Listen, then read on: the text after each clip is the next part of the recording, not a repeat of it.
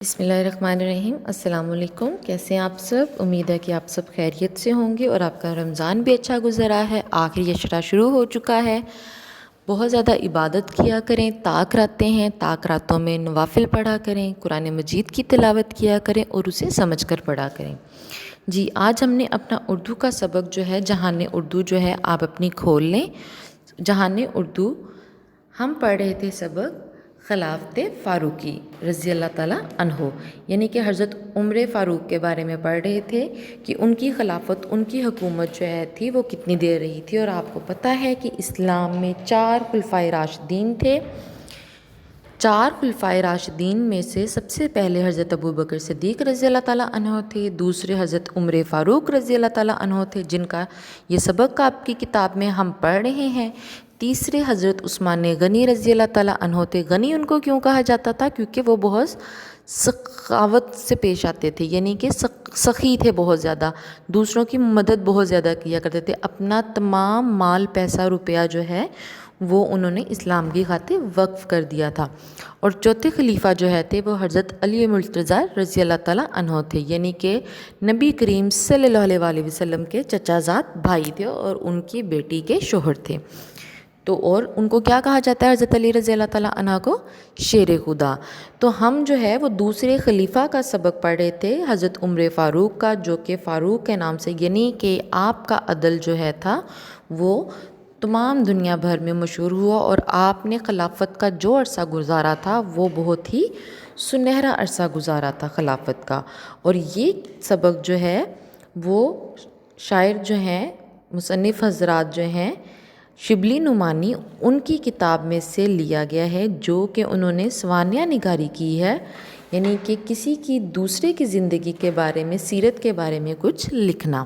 تو آج ہم اس کے جو ہے وہ الفاظ معنی، جملے اور املا کے الفاظ کریں گے۔ جی، الفاظ معنی ہے: بساط مطلب پھیلی ہوئی دنیا، احتمال وہم گمان، تجاوز حد سے بڑھنا، سرکشی نافرمانی، رعایت لحاظ، آگے ہے جاہلیت، جاہلیت کا مطلب ہوتا ہے جہالت ہونا، مستحق حقدار، امال روپے پیسہ تقسیم کرنے والے، یہ عہدے ہوتے ہیں، یہ ان کو سیٹیں ملی ہوئی ہوتی ہیں جس کے اوپر بیٹھ کر انہوں نے روپیہ پیسہ تقسیم کرنا ہوتا ہے۔ اس کے ساتھ ہی سوال نمبر 2 ہے، جملے بنائیے۔ انصاف، ہمیں ہر معاملے میں انصاف سے کام لینا چاہیے۔ نمبر 2 ہے جاہ و جلال، دنیا میں بہت سے صاحب جاہ و جلال گزرے ہیں۔ نمبر 3 ہے عزیز، ہم نے اپنے عزیز رشتہ داروں سے اچھا سلوک کرنا چاہیے۔ نمبر 4 ہے رتبہ، خلافت فاروقی میں سب کا ایک ہی رتبہ تھا، اس کا مطلب ہے کہ تمام لوگ برابر تھے۔ نمبر 5 ہے امال، مجمع میں یعنی کہ ایک گیدرنگ جو ہے تھی، بڑے بڑے گورنر اور امال موجود تھے۔ آگے سوال نمبر 3 ہے املا کے الفاظ۔ سب سے پہلے جو ہے وہ دیکھیں، جاہ و جلال، احتمال، مستغیث، رذیل۔ رذیل مطلب کمینے اشخاص، ایک ہوتے ہیں بہت شریف ہوتے ہیں اور ایک ہوتے ہیں جو میسن ہوتے ہیں، جو چپ کیے ہوئے اپنے کام کر لیتے ہیں، اس کو رذیل کہا جاتا ہے۔ نمبر 5 مستحق، امتیاز و اعزاز، شعار، گرویدہ، بساط، امال، اصول مساوات، حق شناس، رشک و منافرت۔ منافرت مطلب ناپسندیدگی، ایک ہوتا ہے رشک کرنا، مطلب ہوتا ہے حسد کرنا، یعنی کہ خواہش کرنا کہ میں بھی ایسا ہو جاؤں، حسد کا الٹ ہوتا ہے یہ۔ منافرت ہوتا ہے ناپسندیدگی۔ جبل غسانی، دعویٰ، بیتاب، آخر میں ہے معزز قبائل، مجمع عام، گویدہ، خود آرائی۔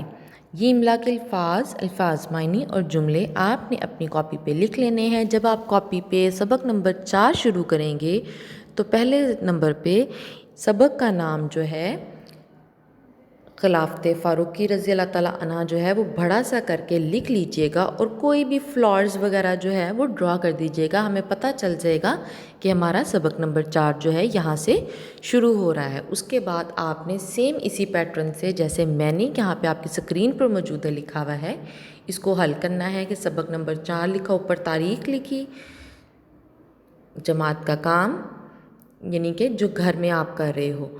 सबक नंबर 4 उन्वान है खिलाफत फ़ारूक की। नीचे आपने जाना है, रेड कलर की जो लाइन होगी उसमें आपने छोटा सा स्टार ड्रा कर लेना है और लिखना है सवाल नंबर 1 अल्फाज मायनी, और इसी तरह से कॉपी पे अपना काम लिख लेना है।